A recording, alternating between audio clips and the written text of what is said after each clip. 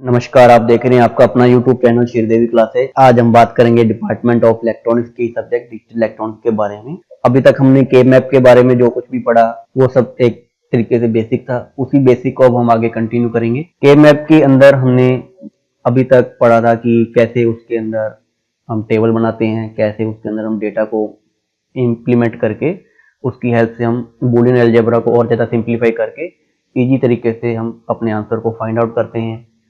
के मैप के अंदर हम दो चीजों का प्रयोग करते हैं, एक तो होता है एसओपी और दूसरा होता है पीओएस।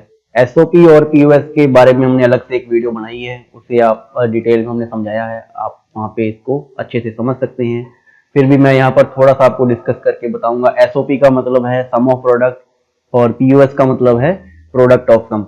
एसओपी मतलब सम ऑफ प्रोडक्ट के अंदर हम मिन टर्म का यूज करते हैं, मिन टर्म्स के अंदर हम स्मॉल एम का यूज करेंगे। स्मॉल एम से रिलेटेड हमने इन्फॉर्मेशन हर तरीके से एसओपी वाली वीडियो में प्रोवाइड की है। हम जब भी एसओपी के बारे में पढ़ते हैं तो हम के मैप का यूज करेंगे, तो उसके अंदर हम एग्जांपल के लिए जैसे मान लो हमने ये एक तरीके से के मैप बनाया, तो के मैप के अंदर हम क्या करेंगे, यहाँ पे जैसे 1 लिखा तो ये 1 लिखा है तो इसका मतलब ये सेल ऑक्यूपाई हो चुका है, ये फिलअप है 1। बाकी जो सेल है वो ऑक्यूपाई नहीं है, वहां पे हम 0 लिख देंगे।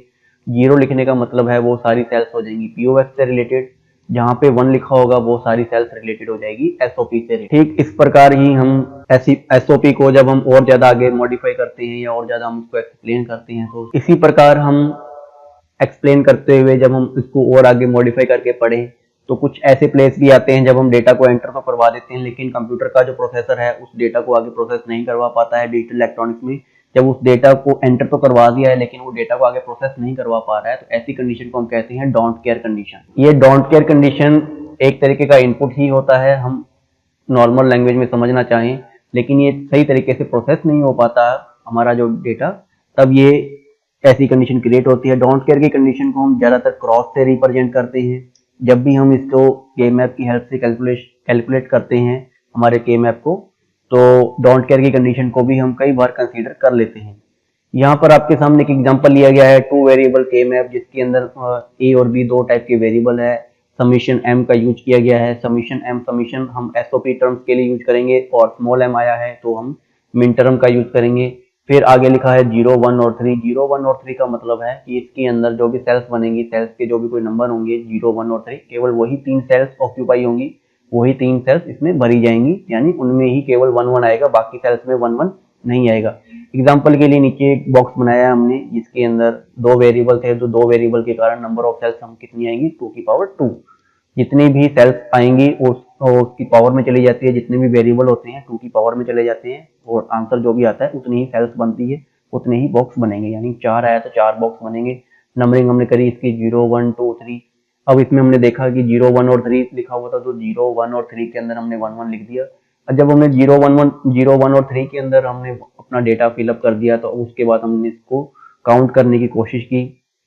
काउंट करके हमने देखा कि एक तरफ जैसे कि फर्स्ट वाला हमने काउंट किया 0 वाला, तो 0 वाला जो डेटा था वो दो टाइप से फिलअप हो रहा है, एक तरफ से तो ए बार आ रहा है, दूसरी तरफ से बी बार आ रहा है, तो ये दोनों से मिलके बन जाएगा A bar multiply B bar SOP terms से रिलेटेड। फिर हम लगाएंगे प्लस सम ऑफ प्रोडक्ट चल रहा है, यानी प्रोडक्ट का सम। सेकंड डेटा आया 1 वाला, तो 1 वाला डेटा किस किस से मिलकर के बना, ए बार से और बी से, तो हमने इसको बनाया है ए बार और बी। थर्ड जो डेटा आया वो किससे मिलकर के बना है, ए और बी से, तो इसलिए हमने इसको क्या लिख दिया, ए और बी। तो अर्थात हमारे पास जो डेटा आया वो क्या मिला एक्चुअल में data, A bar B bar plus A bar B plus A B. ये था हमारा सम ऑफ प्रोडक्ट का 2 के वेरिएबल और 2 वेरिएबल के मैप। इसके अंदर अभी हमने डोंट केयर कंडीशन की बात नहीं की, डोंट केयर कंडीशन का जैसे एग्जांपल आता है वो भी हम आपको अभी डिस्कस करेंगे। अब हम बात करेंगे 3 वेरिएबल के मैप के बारे में। इसमें हम 3 वेरिएबल का यूज कर रहे हैं, ए बी और सी।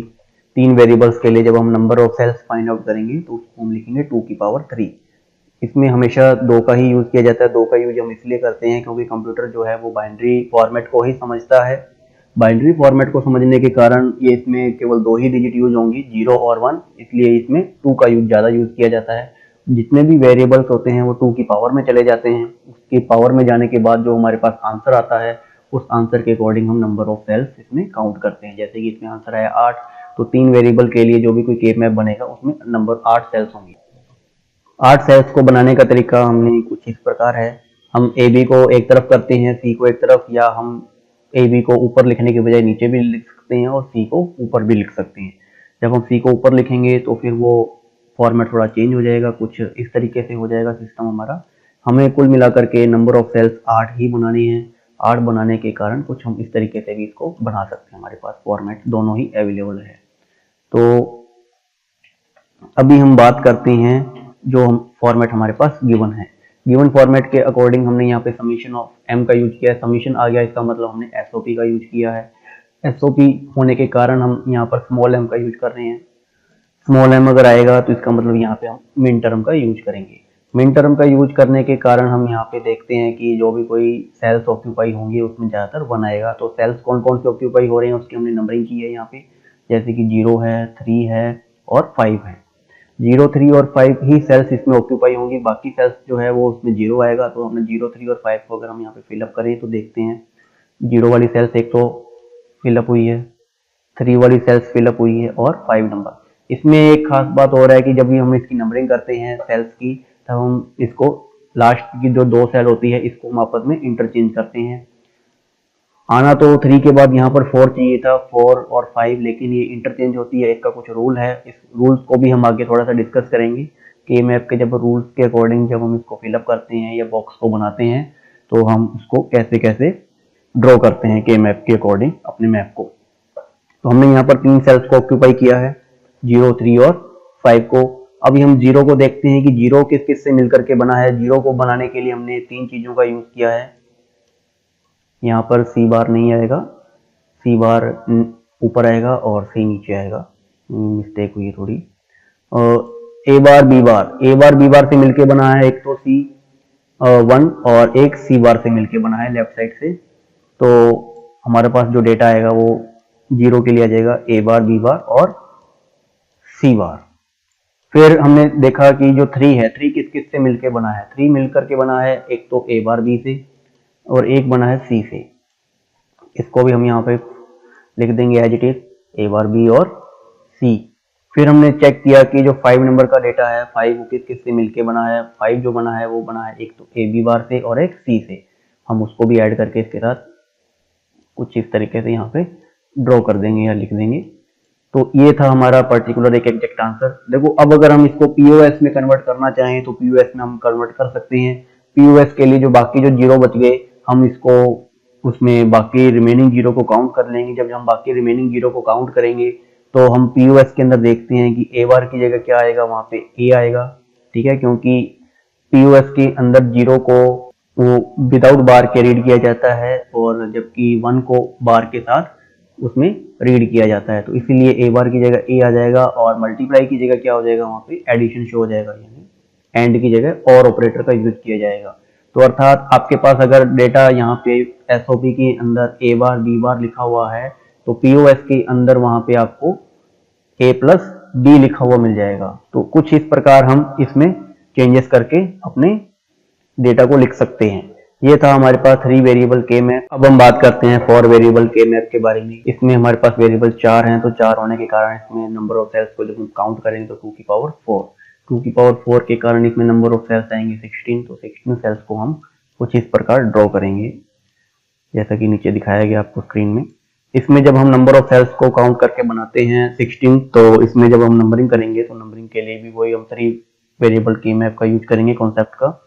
उसमें कॉन्सेप्ट में हमने क्या किया, इस 2 चीज को हमने इंटरचेंज किया था, इनकी नंबरिंग को भी हमने इंटरचेंज किया था। ठीक इसी प्रकार इसमें भी करेंगे हम, ठीक इसी प्रकार इधर लेफ्ट साइड में कॉलम साइड में भी करेंगे और ऊपर रो साइड में भी हम इंटरचेंज करेंगे। ये इसके कुछ रूल्स है। उसके बाद फिर हमने इसकी नंबरिंग करके, जैसे हमने इसको डेटा को लिखा तो पहले हमने नंबरिंग की बात करें तो 0 1 1 के बाद 2 आना था, 2 को इंटरचेंज किया तो हमने 2 नीचे चला गया, 3 ऊपर आ जाएगा। नेक्स्ट इसी प्रकार 4 आना था, 4 5 के बाद 6 को 7 के साथ इंटरचेंज किया तो 7 ऊपर आ गया, 6 नीचे आ गया। इसके बाद आना था 7 के बाद 8, लेकिन 8 इस रो में नहीं आएगा, वो नेक्स्ट रो में चला जाएगा या नेक्स्ट कॉलम में चला जाएगा। तो नेक्स्ट कॉलम में जाने के बाद वो 8 9 9 के बाद आना था 10 10 और 11 को आपस में हमने इंटरचेंज कर दिया। ठीक इसी प्रकार 10 11 11 के बाद 12 13 13 के बाद 14 15 को आपस में इंटरचेंज करके दिखाया गया है यहाँ पे। अब हम बात करते हैं गिवन एग्जांपल के बारे में। जो डेटा हमें गिवन है उसके अंदर हम देखते हैं कि 4 वेरिएबल है, ए, बी, सी और डी। यहाँ पे सी और डी की अगर हम बात करते हैं, समीशन एम का यूज किया गया है, वापस वही समीशन है। समीशन मतलब एसओपी होगा, स्मॉल एम आ गया है, स्मॉल एम होने के कारण मीन टर्म का हम यूज करेंगे। मीन टर्म के अंदर जितने भी हमको डेटा गिवन है वो सारे डेटा को के मैप के अंदर हम इसको फिलअप कर लेंगे। जैसे कि 0 गिवन है तो हम 0 की जगह 1, 3 गिवन है 3 की जगह 1 लिख दिया, 5 गिवन है तो 5 की जगह 1, 7 गिवन है 7 की जगह 1, 10, 11, 12, 10 और 12 की जगह भी हमने क्या लिख दिया, 1 1 लिख दिया। फिर इसके बाद हमने देखा कि 12, 13, 14, 15 कंटिन्यू है तो हमने कंटिन्यू लिख दिया। अब हमने जब इसके रिजल्ट को काउंट किया तो सबके डेटा को हमने अलग अलग ऐड करके इसमें काउंट करके लिख लेंगे। जैसे कि अगर हम बात करें 0 के बारे में, 0 डेटा किस किस से मिलके बना है, तो 0 डेटा मिलकर के बना है एक तो ए बार बी बार से और इधर से सी बार डी बार से। तो सी बार डी बार से इस प्रकार हमने 0 को लिख लेंगे। ठीक इसी प्रकार हम 3 को लिखेंगे। 3 किस किस से मिलके बना है, ए बार बी बार से और सी डी से। तो 3 का जो आंसर आएगा वो आ जाएगा ए बार बी बार सी और डी। यूं इस प्रकार हम एक एक करके सभी प्रकार के सभी के डेटा को लिख लेंगे। डेटा को लिख करके बाद में उसको ऐड कर लेंगे। ऐड करके उसमें हम सिंप्लीफिकेशन यूज करके देखेंगे, अगर कुछ उसमें सिंप्लीफाई होता है तो हम उसको और ज्यादा इजी सिंप्लीफाई करके बूलियन अलजेब्रा की हेल्प से अपने उसको और ज्यादा मॉडिफाई करके लिख सकते हैं अपने आंसर को। नहीं अगर वो सिंप्लीफाई होता है तो हम उसको एज इट इज वहां पे लिख देंगे। दोस्तों आज की वीडियो में बस इतना ही, बाकी का हम नेक्स्ट लेक्चर में करेंगे। यदि आपको हमारा वीडियो पसंद आया हो तो प्लीज इसे लाइक और शेयर जरूर करें, साथ ही साथ कमेंट करना ना भूलें और ज्यादा से ज्यादा सब्सक्राइब करने के लिए कहें हमारे चैनल को, और साथ ही साथ बेल आइकन को भी दबाना ना भूलें ताकि हमारा कोई भी नया वीडियो अपलोड होता है डिजिटल इलेक्ट्रॉनिक्स से रिलेटेड, आप उसकी इंफॉर्मेशन सबसे पहले आप तक पहुंचे। मिलते हैं हम नेक्स्ट वीडियो में, तब तक के लिए धन्यवाद।